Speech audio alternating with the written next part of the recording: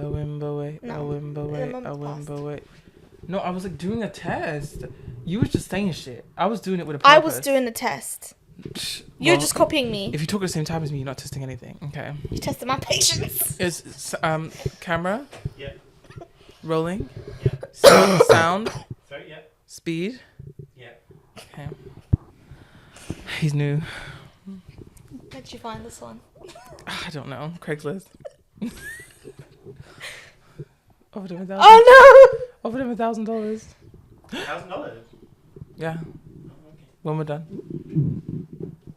He's so dumb. I'm Reese. What? Go on. no! Meow meow meow meow meow meow meow meow meow meow meow meow. And we are literally Meow. Okay, for the benefit of the listener, I am currently dressed as a sheet ghost, and Dea is dressed as a cat. Help! My pussy's gone crazy. Meow, meow, meow, meow, meow, meow, meow. Does anyone watch those videos of like the serious meowing where people try to do like voice lines in meow? Yeah. Meow, meow, meow, meow. Meow, meow, meow, meow, meow, meow. Meow, meow, meow, meow, meow. If anyone can guess what that line is, I will give you money. He's lying. He doesn't give. It's from Silver Linings. Anyway. Happy Halloween. Happy Halloween! Or October, since it's going up in the beginning. Yeah. This is the first part of our 2-part Halloween special. We are going to be covering the Creep films. Well, it's really a 5-part special because Ooh. we'll be also covering the Creep tapes. Which is the series that follows the second film. Yes. Yeah. So welcome to our little Creep marathon. Yeah, welcome to our Creep Marathon. We hope you're having a good time. We're big fans of the movie Creep. We've seen it like a lot. Yeah, it's very good. It's one of those films that like I always recommend. Like especially when people hear that I like quite love horror and they're like, "What do you recommend?" It's almost always Creep. Because to be honest with you, like I don't think enough people talk about Creep. I agree with you. Like it seems to be like it's popular, but like whenever you see those like top 10 lists of or whatever, or you know those TikTokers who do recommendations or you know even just discussions online, like it just doesn't come up. I never seen anyone talk about it but us. Like the internet, yes, but like of all the people I've met and spoken about film, I've still yet to meet someone in person who's like, "Oh yeah, I've seen and liked that film." More people should because it's great. Yeah, it's got a great following online though. Yes. Yeah, it's very good. It's one of those films also I recommend that you watch alone. Oh, absolutely. In a Yeah. dark room. Mm-hmm. Ugh. I think the first time I watched it, I was on Discord with you. Yeah. And I was alone in my flat. It was like, terrifying. Just because I think the best thing about the film is it scares you in a way that like most horror films don't. It makes you incredibly uncomfortable, and as the title says, it creeps you out. And I just think when you're alone, you can really feel the sensations of your natural body's like fight or flight just constantly going off at the red flags. Yeah. Yeah. I mean, it really hinges on its performance because the first film only has 2 characters in it. And it's a found footage film as well, so one of them is the cameraman. So you really, the entire kind of premise relies on how good these 2 guys like talk to each other and communicate. Yeah. And I think it works really well here. It does. Okay, do you want to give us a spoiler-free synopsis? I will. Aaron, a filmmaker, takes a job recording a video for a dying man who is not as innocent as he seems. Ooh. Oh, I'm sorry. I told you a thing. You can do it. Oh, sorry. Woo! So I hope you guys found the synopsis interesting. I just thought we should really address our looks. Just for anyone watching on YouTube, we look crazy. Sorry, I keep roping you in. You look cute. I do, for once. I look crazy. I wanted to do a little traditional. So I am a sheet ghost. I look terrifying, but also look uncomfortable. From this point on, there will be spoilers. We recommend you go in and watch the film first, especially for this one, because we love it so much. Yeah. But if you've seen the movie, then do join us for our little summarising and discussion. Actually, screw you. Because I thought we were being silly. I thought we were being cutesy for Halloween. And you came as a cat. I thought we were being like... I had to travel to get here, bitch. I know, but like... Like, I what thought do we you were want doing me to like pack? I thought we were doing funny costumes. I thought we were doing fun costumes, and you came as a sexy cat. I'm not a sexy cat. She's in lingerie. I'm not. She's got a corset, a bra, panties, and cat ears. What would you call that? You're really discouraging people from going to watch the episode now in person. No, I'm trying to get people to the YouTube. It's not gonna work with me. If it was you in that, then they would. Oh, that's a niche. I think we fit that niche. Ooh. Oh, we recently found out that we're a queer platonic relationship. Apparently. Apparently, that if you're gay, you can't have friends. You're in a queer platonic relationship. Yeah. Lesbians and well, should I just say, gay AFABs and AMABs can't be friends. No, it's a queer platonic relationship. Yeah, well, like Team Rocket. Yeah. Yeah, if anyone knows, you know, we're just evil and gay. Yeah, we're evil gays. I never said evil gays. I said evil and gay. Oh, okay. I'm sorry. My gayness has nothing to do with my evility. I think mine has something to do with it, but like, the evilness is not the cause of the gay, and the gay isn't the cause of the evil. They're just kind of like hand in hand. Anyway. Okay, let's get to this movie.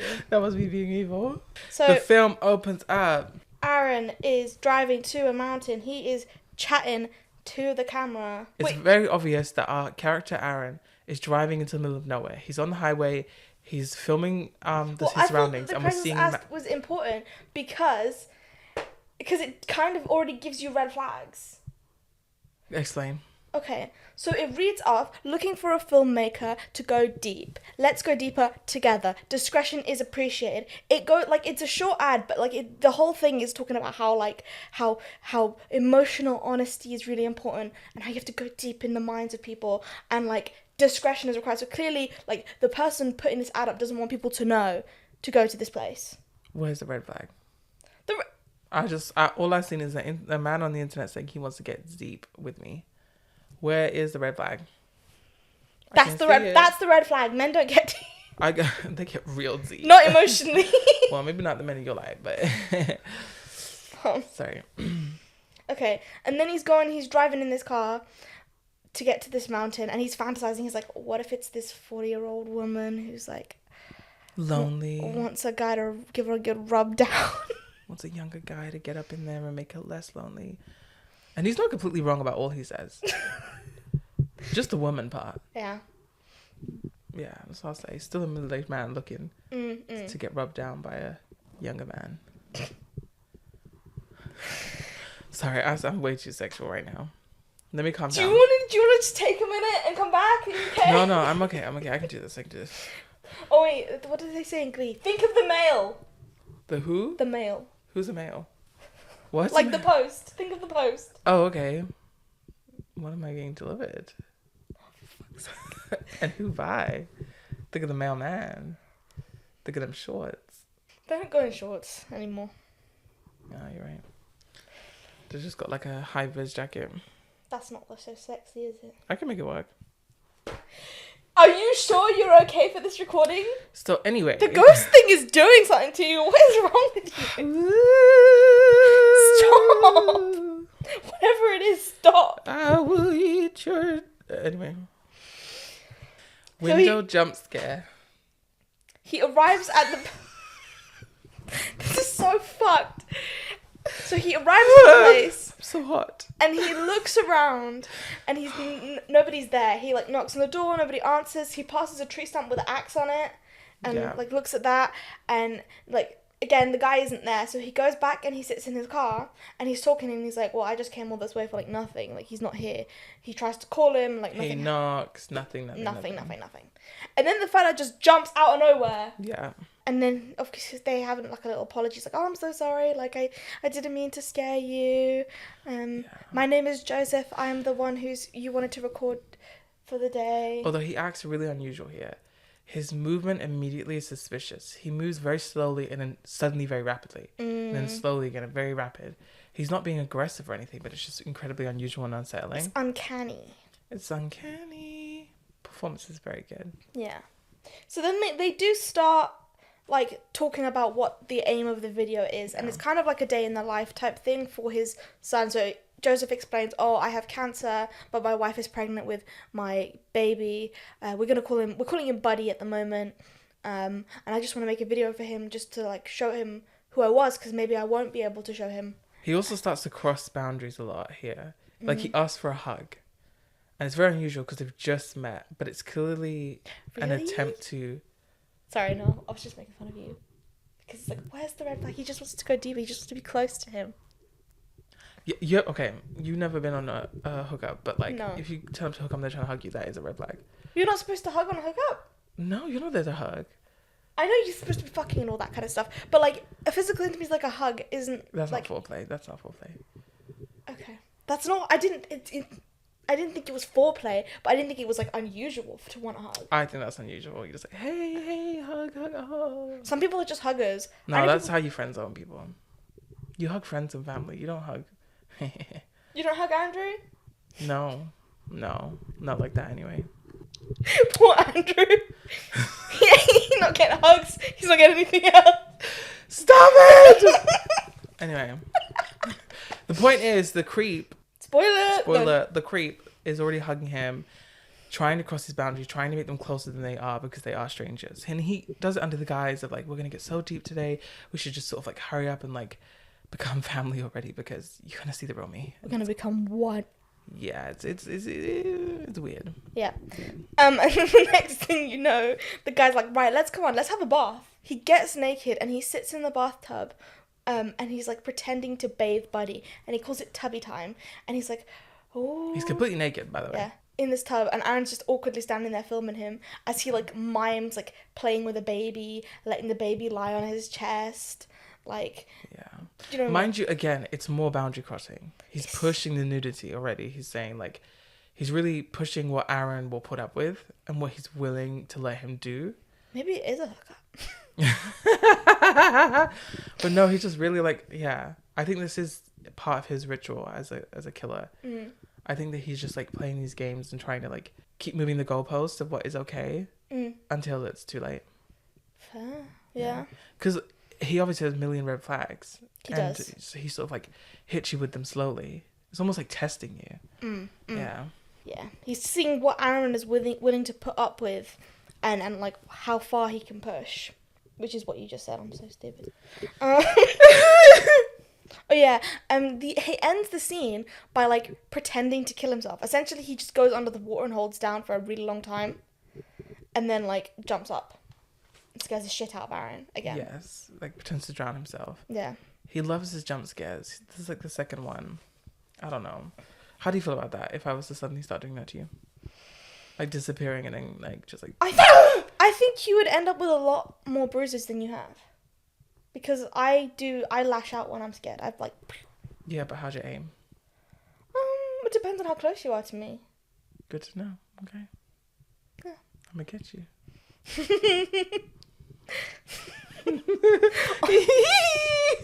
When I was living in my last flat at uni, I had 2 flatmates, and I was pretty, like, if I'm just walking down the hallway, I'm not especially loud, so I would just like turn up and like say hi in the kitchen, and every single time, whether I was just standing there like silent, or if I decided to say hi and announce my presence, they would just fucking jump out of nowhere like they didn't expect to see me. You're quite spooky. That makes sense. I never expect to see you. Ever. It's always a surprise. Thank you. Yeah, it's very difficult doing the podcast. I keep looking over. Yeah. That was me getting scared by you. Yeah? You always get scared by me. It was good. It was good, guys. For the benefit of the listener, it was really good. Nah. I quit. This is such a weird episode. The creep is characterful and disarming.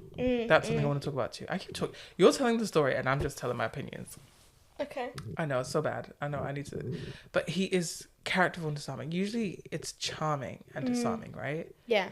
But it's characterful and disarming. He's such a full person that you almost don't think that he has other intentions. Yeah. He's such a full person that you feel like you have to trust this person because they're clearly wearing their entire thought and personality on their face and sleeve, you know? It's a very unusual, because again, it's usually charming and disarming. It's very like, oh, suave and very, charismatic. But like, no, he's just characterful. Yeah, I think disarming. He discusses, like, he asks things about Aaron as well. Like, usually if you like think of like an asshole, right, it's someone who doesn't want to like engage with you, but he engages very much with Aaron. Like, he's constantly talking to him and asking him things, and trying to get intimate with Aaron emotionally. And usually, you don't suspect someone who's trying to engage with you in that way usually of being like a weirdo, unless they're asking you explicitly bad questions. But he doesn't. He's on this like borderline always. So now they decide to go out for a walk. And as they're getting ready, he's like, "Oh, go and check for winter coats in the cupboard." And Aaron gets jump scared, but this time not by Joseph, but by a mask he finds, a wolf mask, which is rubber. Yeah, it's rubber. It looks like it's from like a Halloween store. It looks like a sensory nightmare. Yes, it looks like a sweaty cage. It looks like what I'm stuck in right now. Well, help me. No. So then, as Aaron screams, like, Joseph comes running and he's like, "Oh, that's just Peach Fuzz. Yeah, my dad has the mask and he made a song about it." And then he sings a song. And it's clearly made up on the spot. It sounds made up on the spot. Yeah. It's obviously made up on the spot. Which again, more red flags. "Hello, my name is Peach Fuzz. I might look like I eat you up. But I'm as friendly as a rabbit. And I make a really good friend. I make a good friend.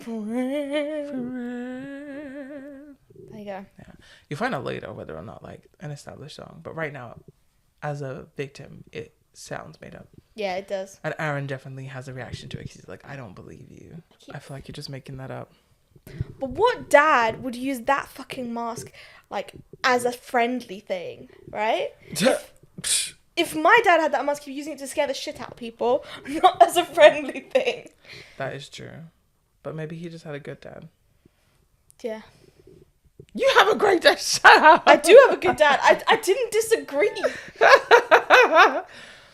You're lucky. Yeah. You don't have to have daddy issues.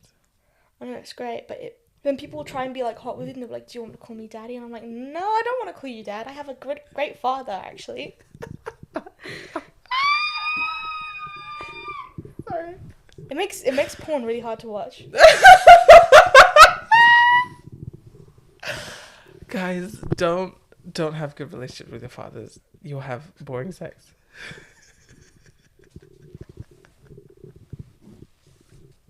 Oh my god.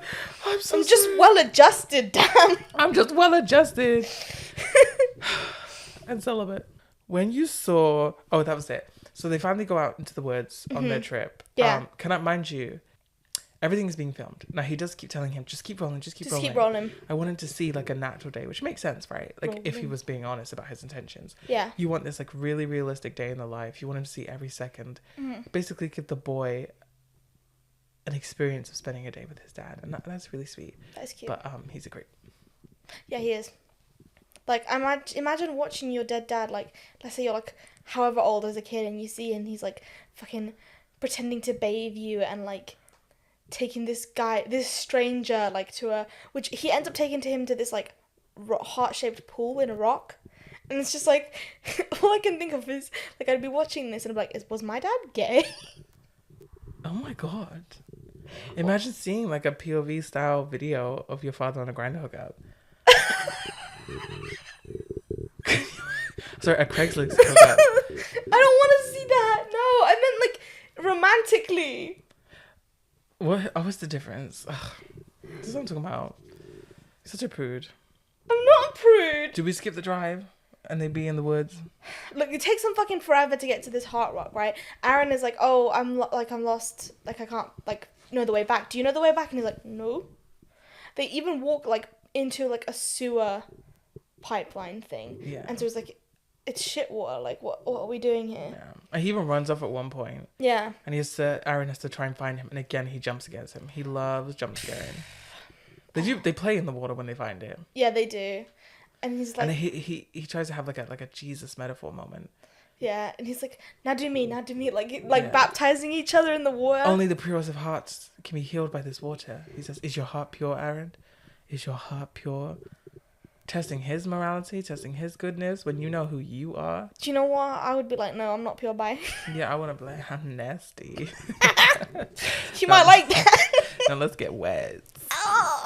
Splish splash. Disgusting. Yeah, it is.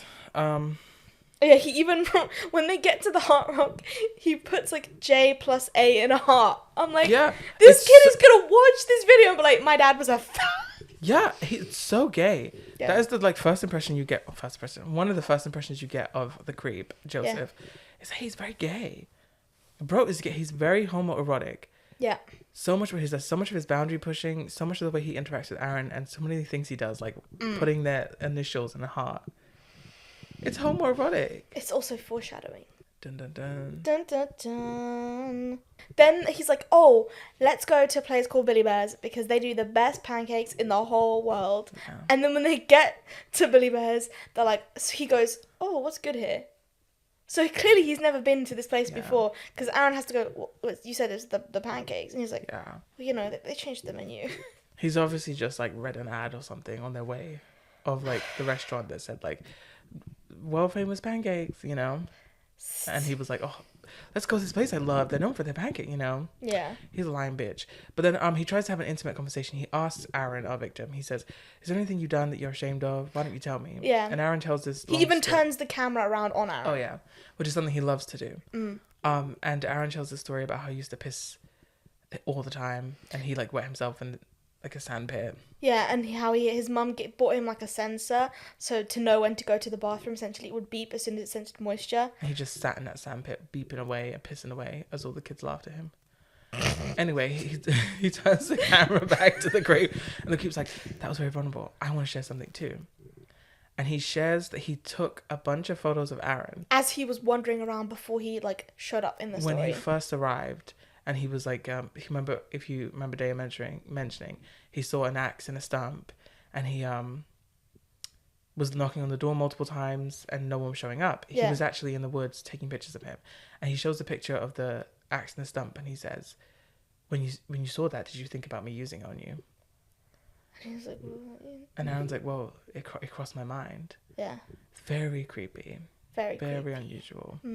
There's also this thing. More boundary pushing, more probing. Yeah, there's also this thing. Whenever he jump scares Aaron, he goes, for a second it looked like you might kill me. It's like seeing how far Aaron is willing to be pushed before he is at the same level of crazy as this guy. Yeah, he's just putting out red flags, and you do question like, what is his more hit? Is it a game? Does he just think it's funny like watching these people go past all these red flags and just be like, what are they doing?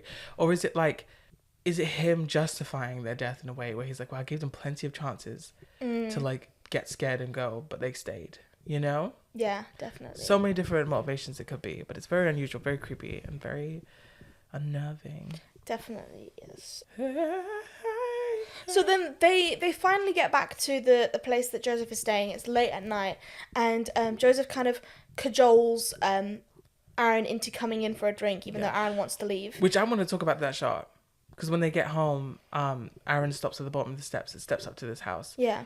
And the creep stops at the top, and he turns around to talk to him. It's a very long scene of him trying to get him to come in. But that's like a very famous shot from the film. Yeah, they use it as the background on Netflix. Oh, yeah, there you go. But it's like a silhouetted shot. It's very creepy. It's very unnerving. And it's... honestly, like, it's a red flag in itself. Like, if I was Aaron and I was filming him, and he suddenly, like, had this ability to just look terrifying by accident. Looms over him like, oh, fuck that, no. It's another red flag. It's another boundary that shouldn't have been pushed. It's another, I should run now. Yeah. And this film is full of them. Full of these red flags. Yeah. And he goes in anyway for a nightcap. Like an idiot.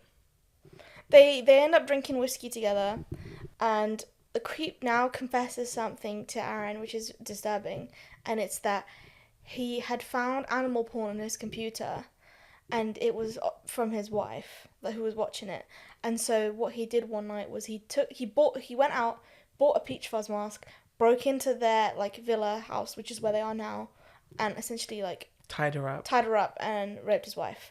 Although he said that she enjoyed it, so. Yeah, but he says, Aaron, I raped my wife. But obviously in this, he's also admitting he lied about the mask earlier. Yeah. And the story about his dad. Yeah.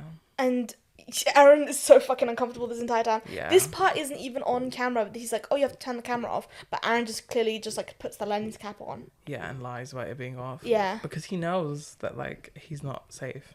which is like crazy. I don't know. And after this awkward confession moment, like a normal person would be like, right, I need to leave. And Aaron does want to leave, right? But even a normal person who had confessed this kind of shit would be so like ashamed and awkward. They'd be like, oh, I want this person to leave, right? Yeah. But no, Joseph insists that Aaron stay with him at this place. Yeah. And Aaron is up looking for his keys and he cannot find them. Yeah. They're nowhere. Not in his jacket. They're not in his pocket. They're not like on the counter. He's looking everywhere. And the creep is just saying, no, you could just stay here. Just stay here. We'll turn It's the lights in the freezing morning. out. It'll be better anyway. Yeah. It's dark out. The roads are treacherous. Come on, just stay. Yeah. Have another drink. I want to record my outro again, right? Yeah. And so they have another whiskey, which I believe Aaron slipped something into. Yeah, Aaron pours it in the background. And we Yeah. do see Aaron doing something. I can't remember what it was. It was some kind of medication. Nothing too Yeah. serious, but something to make him drowsy. Yeah. Must have been a sleep med. I can't And so remember. while and he does the bottoms up so that the creep doesn't have a chance to kind of catch it. Yeah. They take a shot and the creep falls asleep. He falls asleep sort of like on some stone in front of the fireplace. And there's this part where he's like mostly asleep, where he like reaches into his pants to start touching himself, and he starts moaning yeah. peach fuzz. Peach fuzz. No, peach fuzz. And he's touching himself. During this, Aaron puts the camera down on the table and he approaches the creep and starts going through his pockets because he, like us, the viewer, Yeah. is pretty sure that he has his keys. Yes. Before he can get to his keys, though, he gets the creep's phone, which is in his pocket. And the phone rings. And it rings, and he panics and he runs out of the room, obviously not He wanting runs out to the wake room up the to creep. answer the phone. Yeah. And Angela answers. Angela, if you were listening, was his wife. Yeah. Essentially, he goes, "Oh, I'm with your husband. I'm here, like, recording your video." And she's like, "My what?" And she goes, "Look, my brother is very sick. You need to get out of that house. Everything's fine. Just calmly walk out the house." And he goes, "Am I in danger?" And she has the longest fucking pause ever. She says, if you go out and walk now and don't stop walking, you'll be fine. You'll be fine. Just leave, okay? And he's like, she has my keys. He has my keys. And he goes, "Tell me where, like, give me the address of where you are, and then leave." This is a very effective and intense scene the first time you watch it, especially. Definitely. Because you already are so sure that this man is terrifying and creepy. And when you hear this, it's the moment of confirmation. Definitely. It's the moment everything crashes and you realize that man out there is dangerous. Yeah. That he is scary. That all of your, like, the bad things you were thinking are true. And now you realize that we've begun that part of the film where the victim is going to try and get away. Yeah. And when he exits the bathroom, the creep is gone. Yeah, he's no longer asleep in front of the fireplace. Yeah, so he goes into the balcony and we get another jump scare by Joseph. And he literally, he says in a very ominous voice, he goes, "Death is coming." And then he fucking runs off. Yeah, which he loves doing, loves running off. Yeah. Aaron is running towards the front door, but Mind you, can I just clarify actually? yeah. Before he runs away, when he says death is coming, Aaron, our victim, reveals to the creep that he spoke to Angela. Yeah. And that's what makes the creep freezes, realizes, and then runs off. And it's terrifying. It's such an unusual, like, I don't know, in most horror films, this kind of scene would be so much more ominous. Yeah. But this guy is so human. Yeah. And we see the mask and what's behind it.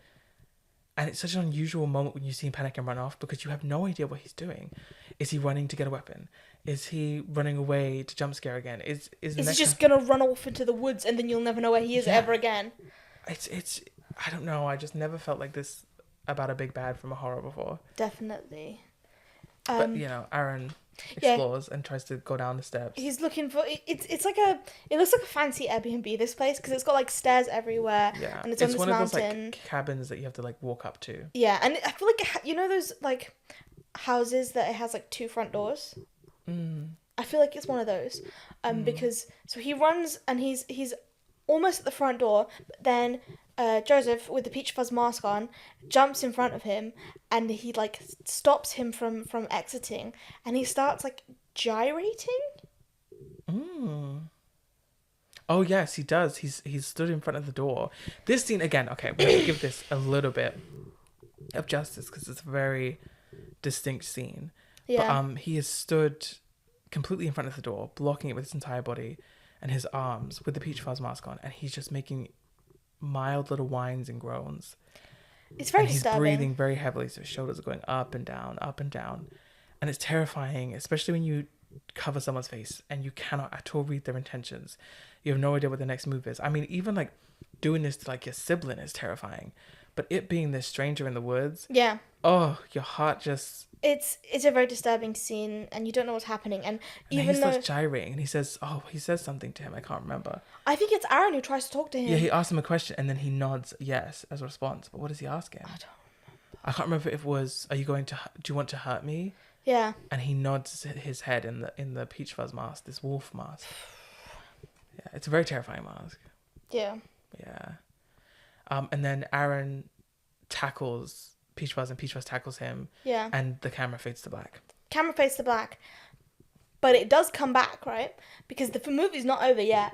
It now cuts to Aaron. He's at home and he talks. He says, I managed to get out. I had to get my car towed. And, like, I thought this would be the end of it. Like, I thought I'd never see him again.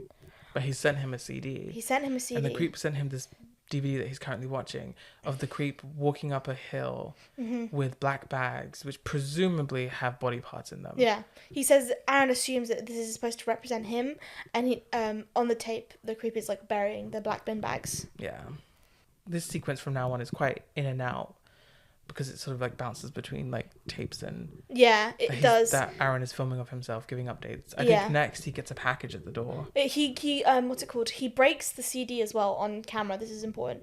And then the next time we see Aaron, He throws it into the trash. yeah, the next time we see Aaron is at night, and he like describes a very strange dream he has, whereas him and Joseph with the peach fuzz mask on, and they're both wearing wolf masks, and they're drinking like they're in a hot tub with like blood in it, and he's like a baby wolf.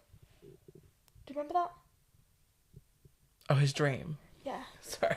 Yes, his dream. He dreamed he was a baby wolf. That was weird. And Creep was a daddy wolf, and he was doing tubby time. Yeah. But he was also pouring wine over his head. Yeah, it was blood and wine. It was It was one of those dreams that makes sense that you would have. Yeah. You know, it was a creepy, scary dream. Mm. It's very terrifying. It's dark. It's at night. Yeah. And then The next time we see him. yeah, he gets a package, and it's this huge fucking box. Yeah. Especially for what's in the box. Like it's like just full of packing peanuts. Like I don't. It's very scary too, the house that he lives in, because his front door is made of glass, and behind that glass is just like a little like very skinny, flimsy metal like mesh. Yeah. It's terrifying. And he says that the delivery person just left it there too, didn't even have to sign for it. Yeah. He brings the box in, and he even like hits it a few times, because even he's thinking there's someone in here. He's creep gonna pop out. This creep, you know, it's just like a sexy stripper birthday cake situation. It's a stripper, but she's wearing the peach fuzz mask. Oh, what's the body like? Body's tea. Sorry. It's a butterface, right? A what? A butterface. I guess so, but the body's tea, and they're wearing the mask. Yeah, no, the body's tea, but her face though. That's the same, girl. Is it? It's a butterface. She's hot, but her face though. I don't get this reference. I'm sorry. You don't remember Madam Butterface? Butterface from what? From Drag Race. From Drag Race. Oh, What season? you know, like one of the early ones. Madam They did the Butterface. whole like Madam Butterface challenge. You're not gay enough. You disgusting. I watched it. I Get don't out of my remember house. shit. Get out of my house. No. Anyway, he opens up the box and he finds a knife and a DVD. Yeah. He puts the DVD in while holding the knife, and it is the creep. And he says, I'm really hurt that you broke the DVD, and I "Well, know. that he threw it away." Yeah, and I know that you drugged me, but I scared you, and so let's just like call it for tit for tat, right? Actually, I don't think that's this bit. Is it not? No, that's later. Also, he doesn't break the DVD. He just throws it away. I thought he breaks it. No, I he wrote just- breaks. He just throws it away. I wrote breaks. Well, he just throws it away. I wrote breaks. I don't care what you wrote. But this isn't the bit. That's the third DVD he gets. Okay, sorry. The one that's in his window mesh. Oh, okay, yeah, sorry. Yeah. At this point, so he's watching the DVD with a knife, Yeah, and in the DVD it's the creep, and he's saying, "I see that you opened the box. You found the DVD, and you probably found the knife. But I'm guessing you haven't found the third thing in the box. So I want you to reach in and look for it now. You can pause the video." Yeah. So he pauses it. He goes through Yeah. this like fucking mountain of peanut nuts. Pack of peanuts, sorry, and he finds a little wolf like toy. Stuffed animal. Yeah. And then he says, right, now cut the wolf open and see that I have a present for you. With the knife. Yeah. So he like beheads the stuffed wolf, and like inside the wolf is like a heart locket. Yeah. That's engraved. It's got like J+A on it. Their initials. And inside it, it's pictures of them both. It also plays music. Hmm? It also plays music. Oh my, does it? Yeah. I forgot that. Obviously happened. they fake it. Because Yeah, I'm yeah, like, something that's thin doesn't play music. But when he opens it, it plays little like ding, ding, ding, ding, ding, ding. Yeah. And then when he closes it, it stops. Yeah. Obviously very creepy. Obviously throws it away immediately. Mm. Okay, now it's his next nighttime tape. No, he does try and call the police, by the way. This is important. Oh, he does. He does. And the police don't do shit because they say, oh, there's like... Is he dangerous? And he's like, I don't know, maybe. And it's not enough for them. This is the thing. If you're dealing with the council or any kind of authority, this is my advice to you, viewer, right? You always, like, if they ask you a question, never say, I don't know. You always either say yes or no firmly. So if you believe someone is dangerous, but you can't prove it, you say yes. Absolutely. Or if the council asks you if you might need something, and you always say yes. Because they will take I don't know as a no, and they just won't help you. Yeah. I don't know means no. Yeah. That's just me. Tell your friends. Okay. So what happens is it's night again. Yeah. And he sets up his camera to film, like, talking about his nightmare again. Mm. But this time you hear a sniff in the room. Yeah. And it's very terrifying because, like, you already, like, see someone filming themselves in the dark. You're going to think he's not alone. Yeah. But you hear this, like, little... And Aaron also gets terrified. He's like, what the fuck was that? He looks around. He looks around the house. Doesn't see anything. Well, no, he looks around the room. Yeah. Doesn't see anything. Goes back to filming. And then there's a loud slam. Yeah. That's when he gets on. He says, okay, no more. Lights. He turns on all the lights. All the lights. There's this, like, he moves the camera at one point, or the camera is moved at one point, to see, like, you can see through the doorway, and so you can see, like, the front door with the glass on it. And as Aaron's running around the house, turning the lights on, looking at things, you can literally see Joseph standing in the doorway. Yeah, of the front door. Which, that's clearly what the loud slam was him closing the door. Yeah. But yeah, he's standing there. You can see his entire body, and obviously Aaron can't see him because he's looking everywhere but where he is. Yeah. And then eventually he sneaks away because Aaron comes back into the main room. Ugh. But then he decides to do this dumb thing. He picks up the camera and he decides he's going to go and explore outside of his house. This bit annoys me because, like, there's this thing in horror movies where people will hear a noise outside and they'll be like, right, I'm going to charge at it, right? So they walk outside, leaving the front door wide open for any other monsters, serial killers, or whatever to sneak into the house behind you. Mm-hmm. It doesn't happen in this one, but it pisses me off because they keep doing it.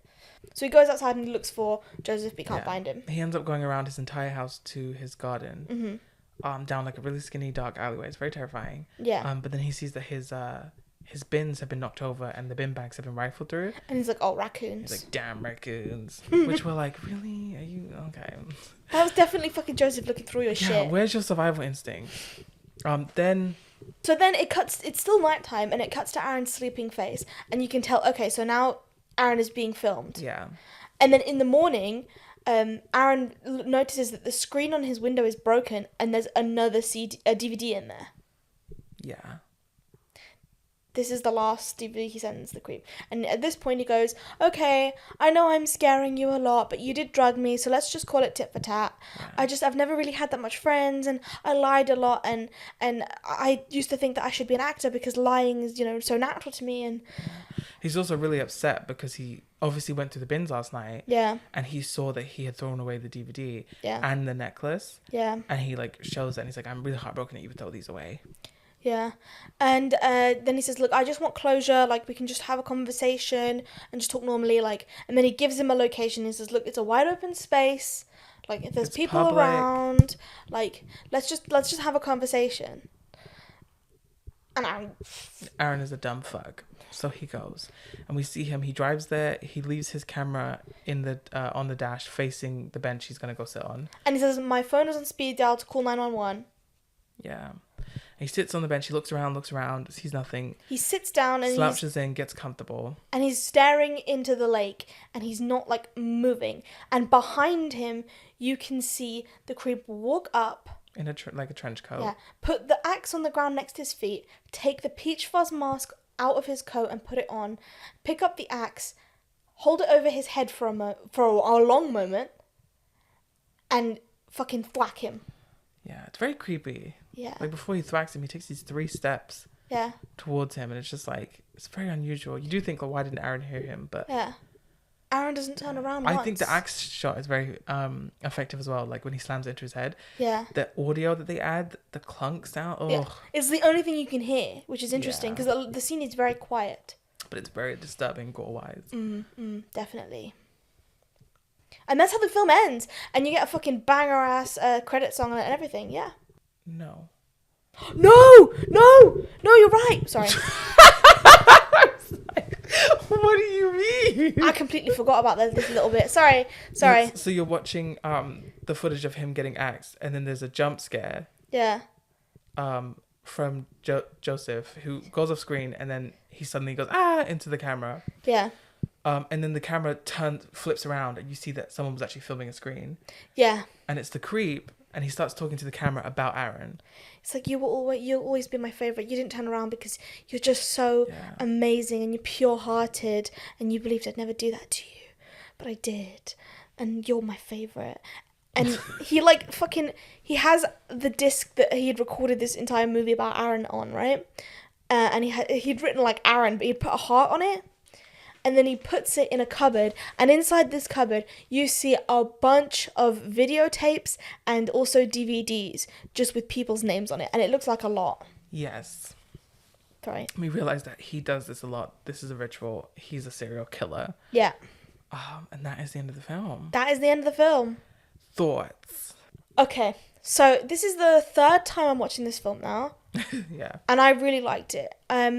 I liked the performances is what it hinges on, and Mark Duplass is like amazing in this movie. He's really good. Originally, like the first couple times I watched it, I gave it a 3.5, but now that I've seen it the 3rd time, I think I might give it a 4. Oh, I easily give this film a 4 out of 5 every time. Fair enough, yeah. Especially the first. I think again, it's a film so interesting because I actually think it's better the first time you watch it. Oh, okay. I think that the sequel, which we'll get to in our part 2, is more rewatchable than the first film. Yeah. But the first film I think is best the first time you watch it, and I give it an instant 4 out of 5. There's so much to enjoy. The performance is done so well. It's so minimal because it's just 2 guys and an Airbnb filming this film. But again, it's so performance heavy, and the performer is incredible. Yeah. It does so well with the psychology of a killer. Again, it touches on a type of fear that like you don't get from a lot of horror. It's not just tension and impending doom. And suspense. It's genuinely playing on your natural like fear instincts, to run. Definitely. I mean, you think like whenever you watch like a true crime doc, you're like, how did these people not spot these red flags, or how did you let it get into the situation where people are making you feel uncomfortable this entire time? And that's kind of what the film like hinges on, right? Where it's like you can kind of see where Aaron is coming from and why he does the things he does, and how he is kind of lured into the creeps like ways of doing things. Yeah. And you can kind of, you understand that, like, as much as I don't think Aaron should have gone at the end, I think that's the stupidest thing he does. The rest of the time I'm thinking, he's doing okay. Yeah. And you wonder how these people with these kind of strange energies manage to lure people in, and you see how the creep does things, and it's and it's layered. It's a progress. It's really layered, yeah, and it's got a very eerie tone, which I like, and it carries the film, and it you feel that eerie tone as the film after the film is over as well.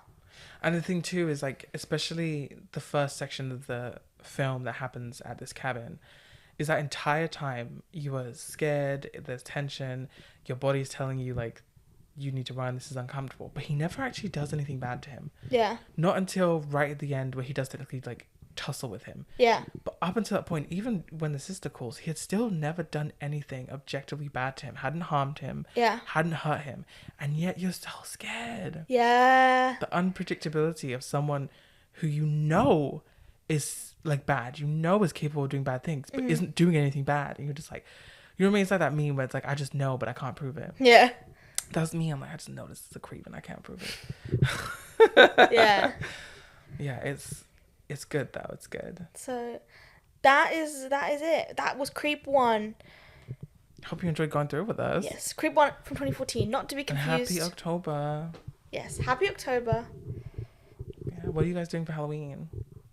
You going to any Halloween parties? Or are you closing all the windows, pretending you're not home, and watching loads of horror movies? Yes. Who you dressing up as? Do you think there'll be a lot of like long legs this year? Oh, you know, I'm expecting a lot of Gladys from Weapons. Yeah. Yep.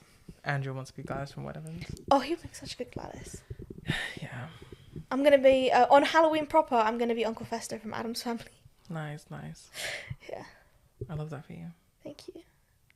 All right. Well, you can find us wherever you get your podcasts. We are on TikTok and Instagram as well. Socials should be linked below. Like and subscribe. If you're watching on YouTube, check for our important links at the top. Yes. And Thank you for watching. thank you for watching. Subscribe. Bye. Bye.